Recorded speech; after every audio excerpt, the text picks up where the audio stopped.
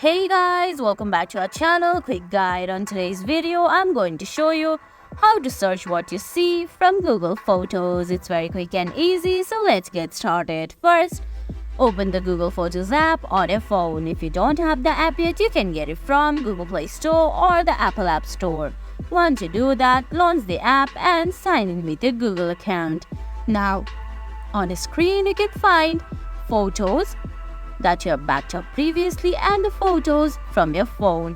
Well, open the photo that you want to search. Well, tap on it. Then, on the bottom of your screen, you can see options like share, edit, lens and delete. Just tap on lens there. Then Google Photos is going to open the Google Lens and search that picture for you. And guys, they'll provide the information there. You just have to scroll up.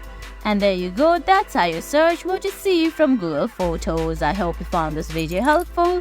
If you did, please give it a thumbs up, leave a comment, subscribe to our channel, and hit that bell icon. See you in the next video. Thanks for watching.